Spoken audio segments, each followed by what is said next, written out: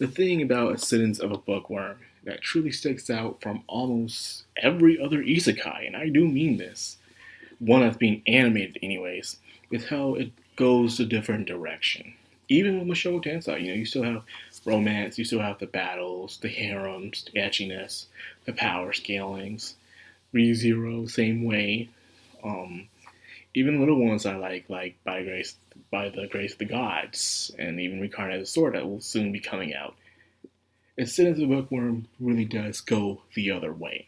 It doesn't need romance, it doesn't need epic battles, it doesn't need an OP character, or uh, or even needs harems or etchiness. It's just multiple people, different circumstances.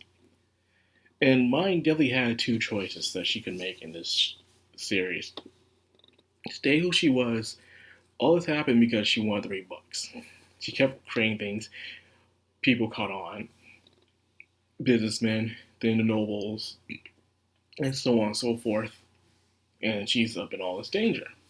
But if she didn't do this, she would probably die at a very young age. Actually, she would probably die in the first season if none of this would have happened. So there's those circumstances she's put herself into. But same thing with everybody else in this show. You know, you making your decisions, the consequences of your decisions, whether those decisions are for the better or for the worse. Who can really tell? Sometimes you do something, you do the right thing, and they can punish you. Sometimes you do the bad thing and you don't get punished at all, as people claim you do. Sometimes you really don't. And this happens further down the road, but who can say? But either way, it's just things sometimes just happen in this show. I also appreciate the religion, the culture, the social statuses, the kingdom itself. And they do talk about other kingdoms, but mainly that one. And so it makes you wonder what else is out there. It doesn't need the dragons or the goblins and stuff like that for it to be a truly intriguing world in its own.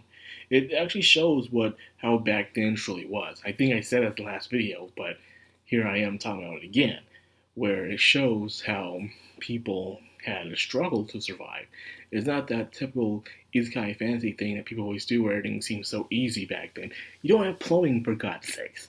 You know how difficult it was for you to take a crap, take a crap anywhere will affect your area, which is it was not easy. It really wasn't easy. And so the Bookworm definitely shows that something that so very few isekai do, and I'm glad for it. It really does not only does good writing, but also paying respects to the people of back then. Their struggles, their strives. Like you're telling me, it's because someone is overpowered, they can come to our world and make everything look super easy. Even us of our knowledge can't do that. Hell, some of people of us now can't even do 10 push-ups for crying out loud. It's just ridiculous how they conceive themselves this way. But on with the story of this. They're doing the spring ceremony, and it's very important. So it seems like you put mana in these cups, and it'll tell you how good your harvest will be, or how bad it will be. And even with the head priest with her, it seems like that it's more than he expected. Anyway, she's beyond capable of filling up these cups, but it's just going to take a while. So she's in there, and she even got a guard, Daniel, dude from the last season who failed to protect her, and he also got demoted.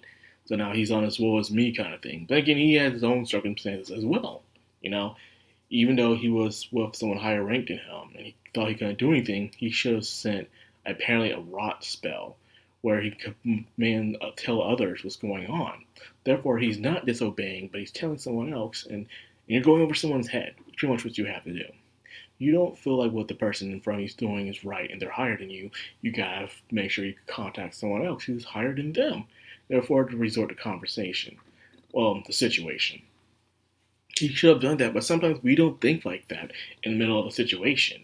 And even though it sucks, he didn't think about that, but that's how it is. He failed to remember that kind of code of conduct. And since he forget that code of conduct, he had himself had to pay the price for it. Here, the entire time, he was blaming others and feeling down the woe is me about how his situation is. But in reality, It was himself for not remembering the code of conduct, what he needed to do in order to help out Mine in season 2. Bad things happen. It sucks you don't remember it, but in the end, it's up for you to take responsibility for not remembering that procedure that you need to take, that protocol, one would say.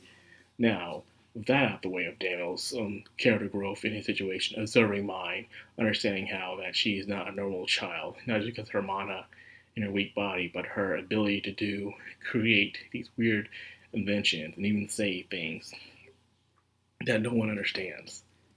Now, let's talk about Mine's situation. Mine's situation, like I said, her circumstances just are beyond complicated. People are getting murdered. Requests of kidnapping, conspiracies, all that stuff's happening over some freaking ink, and also other nobles as well, wanting revenge. And now that Mine is in the situation where not only that, but also she herself is a threat of her great mana power, where she loses control and just drains everyone's mana around them, completely, nearly killing them. Can kill them if she wanted to. And this became so hazardous to the point where the head priest himself was like, hey, by the time you reach 10, you have to make a decision whether you get adopted by a noble, go into the Royal Academy, and seclude yourself with safety, or you'll be deemed as a threat, and you will be executed, dealt with. And so those are her only two choices now. She's come to a crossroads where she must make a decision to leave her family. So until she turns 10, like I said last video, she gets to be with her family. But until then, she must make that choice. Of course, she has to make the choice to live. This is going to really hurt her because she gets to survive, but she's going to sacrifice so much in a way. She's going to sacrifice being with her family until then. For the remainder of her life, she probably won't be able to see her family ever again, in a way, when she chooses to be inside a noble district. To be honest with you, the noble district may look clean and nice, but looks so boring. If you remember from season 2, the noble district looked like that. My gosh, there's no flavor here. So Mine's situation is just, it's good that she's just survived, but she has to choose what she has to do. Where she lives or survives, lives or dies, And being a noble, and she meets this strange character who seems to already making fun of her. Yeah, Mine then puts herself in some situations she can't get herself out, and God knows what the high priest is up to, telling her to fill those extra cups. So even though he's saying it's from the Lord, who knows what it's really from? This dude seems like he's always scheming something, and it's just, I can't stand him.